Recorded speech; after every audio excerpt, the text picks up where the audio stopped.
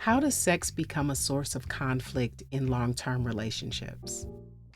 That's what we're diving into today because it's not just about mismatched desire or different libidos. There's something deeper happening when sex becomes the thing you fight about most. Hey lovers, this is Stacey and welcome back to Sex in Real Life, where we have honest conversations about sex, intimacy, and relationships after 40.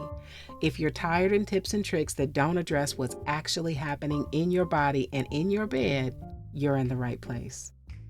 Today, we are getting into why couples fight about sex and, more importantly, what they're really fighting about. So let's get into it. So here's what most people do not realize. Sex is the physical expression of emotional needs.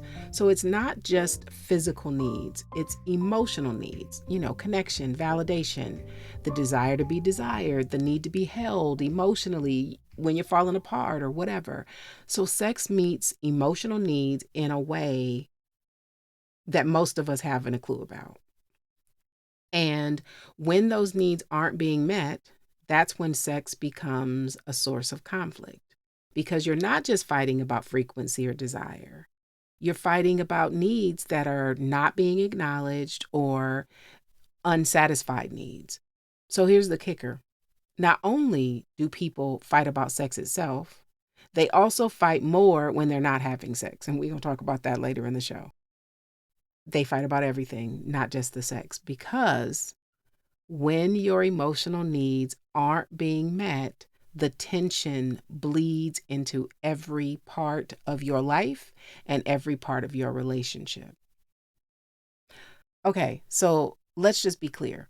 Sex is a physical act, but it is also an emotional experience. And I'm not just talking about like when it's loving and sweet and tender. I'm talking about all kinds of sex. Angry sex is emotional. Grief sex is emotional. Casual sex is also emotional. It could be with somebody you barely know, but it's still vulnerable and emotional because sex requires vulnerability. Most of the time, you're naked. Not all the time, right? But most of the time, when you have sex, you're naked and you don't even have pockets. When you're naked, ain't no pockets. There's nothing, no place for you to hide. You can't hide anything. And that is vulnerable. And vulnerability, of course, is inherently emotional. So when you have sex with someone, you are not just sharing your body, you're exposing yourself, your needs, your desires, your fears, and that is emotional whether you acknowledge that or not. So let me just talk a little bit about what kind of emotional needs actually get met during sex. I mean, it depends on the person, but here are some of the big ones. Connection. For a lot of people, sex is how they feel close to their partner. It's how they reconnect after distance or conflict. It's a bridge back to intimacy. Then there's validation. Sex can make you feel wanted. It makes you feel desired, attraction. It can be proof that your partner still sees you and that they're choosing you, right? I mean, let's be real about it. That's real. Sex is also about being desired. And this is different from validation because it isn't just that you want to be with me. It's that you actually desire me, that you're drawn to me, and that I turn you on. So the desire to be desired is a real thing.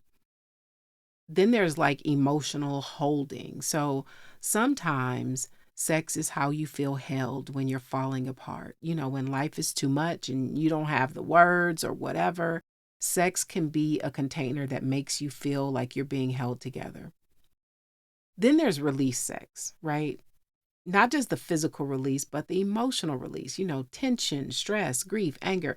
Sometimes sex is how you let go of what you've been carrying. Real talk. And then last but not least, there's safety. For some people, sex creates a sense of safety. A sense that everything is okay or everything that is going to be okay between you, that the relationship is solid, or that the world isn't going to hell in a handbag, right? It creates a sense of safety. That's just a few. I mean, there are plenty more ways that people get emotional needs met during sex. So those are just, the big ones that come off the top of my head. So the point is, though, is that sex is about more than just getting off, it's also about feelings. And when those needs aren't met, conflict can show up. I will give you an example from my own life because I'm selective about how much I share, but I know that, it helps to be able to imagine, right? So I was once in a relationship where sex became a constant point of contention. It was something we were always fighting about. I was feeling pressured about sex. And when I didn't want to, he assumed that it meant that I wasn't interested in sex anymore. But that wasn't true. I was interested in sex, but what I wasn't interested in was the weight and the pressure that was being put on it. So I was opting out because I did not want to feel pressured. Like feeling pressured made it difficult for me to feel attracted. And because I felt like I was constantly bracing for the next time he was going to ask, and I'd say no, and he'd be disappointed, I felt like I was being pressured all the time. And so we end up fighting a lot. And for him, the fight was about that we weren't having enough sex. He was frustrated, he felt rejected, he wanted to feel connected. But for me, the fight was about feeling pressured. I felt like I couldn't say no without there being some kind of, emotional punishment, and it started to make me feel like my body wasn't mine to wield. It felt like my body was there to serve him. That's what it started to feel like. But at the end of the day, we were both fighting about unmet needs. His need was to feel connected. He wanted to feel close to me. He wanted to feel desired. And sex was how he got that need met. And for me, I needed autonomy. I needed to feel like sex was a choice and not an obligation. I needed to feel like my no mattered and that the pressure, that pressure was just making it impossible for me to feel autonomous. So even though we appeared to be coming at it from two different directions, the bottom line was we both had unmet emotional needs, and sex was the battleground, right? That was the battleground where those needs collided. Let me give you another example. A long time ago, I was probably in my late 20s, early 30s. I knew a woman who told me that her husband had cheated and, after a period they reconciled or whatever. But after that, their sex life was completely transactional. So whenever he wanted sex, he had to pay for it, like literally with money. And it hadn't been like that before the infidelity. Their sex life was, I don't want to say normal, it was normal for them. And where it felt connected and both of them were getting what they needed to get from it. But after the infidelity, something shifted. She couldn't trust him anymore. And while she wanted to be with him because they reconciled, she didn't feel safe with him. And so sex, which had been a way for them to connect before, it became something else entirely. It was this power dynamic, right? A way to control, a way for him to prove that he still wanted her, that he was still willing to work on the relationship. So it was completely transactional because her emotional need for safety and control couldn't be met any other way. And I'm willing to bet that they probably fought about that because I'm sure his need for connection wasn't being met and her need for safety and control was being expressed in a way that created resentment for both of them.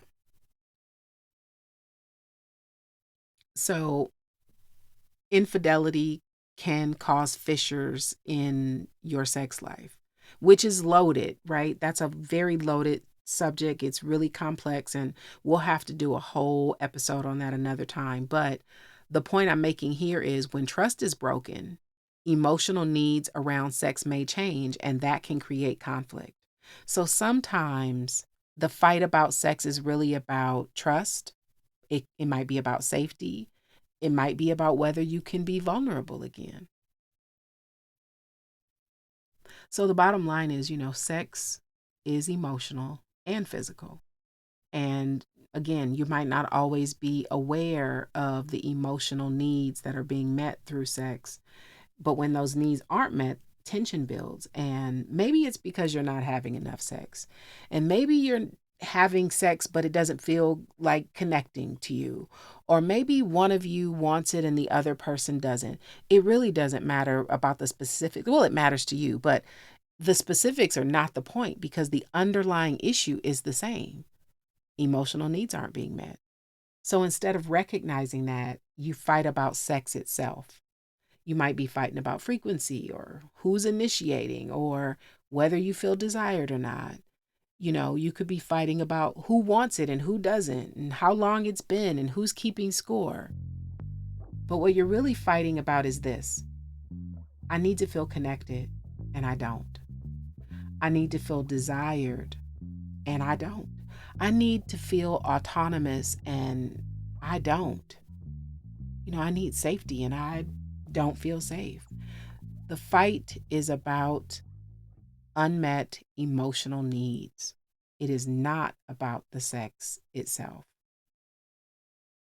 It's also important to note that sometimes when you're not having sex, you fight more about everything, not just about the sex, but about the dishes and about the schedule and about who left their underwear on the floor or about nothing at all. Because when your emotional needs aren't being met, you're on edge, you're frustrated, you're resentful, and that resentment doesn't stay in the bedroom. It spills out into every interaction. So you're shorter with each other, you're less patient, less generous. And because the emotional connection that sex provides isn't there, it's a problem. And that makes everything else harder. So if you're fighting about sex in your relationship, here's what I want you to do. Ask yourself, what is this really about? Not the surface fight, not the we haven't had sex in 3 weeks fight or you never initiate, but what's underneath that? What emotional need are you trying to get met? What emotional need is your partner trying to get met? Because chances are you're fighting about needs that aren't being acknowledged. And until you lift the hood up and look at what's actually going on underneath, the fighting will continue. So the reason you want to lift the hood up, though, is because you want to get curious instead of defensive. And that might mean asking, what do I actually need right now? It means like recognizing that your partner might have a need that is different from yours. And that might actually be the source of the conflict because you can't solve a problem you won't name. So name it. Just name it. So let's bring this to a close. Sex becomes a source of conflict in long-term relationships because sex is the physical expression of emotional needs. That's it. That's it. And when both people have unmet needs, they might show up differently, but the results is the same. So if you're fighting about sex, ask yourself the question, what is this really about? What is this really about? If this episode resonated with you, I would love it if you shared it with a friend or posted on your socials. And if you haven't already, follow the show so that those new episodes pop up in your feed automatically. And if you have a minute and you're feeling inclined, leave a 5-star rating and a short review because that really will help us to reach more people who need to be having these conversations. Next week, we are going to be talking about why you might avoid sex with your partner even though you still love them.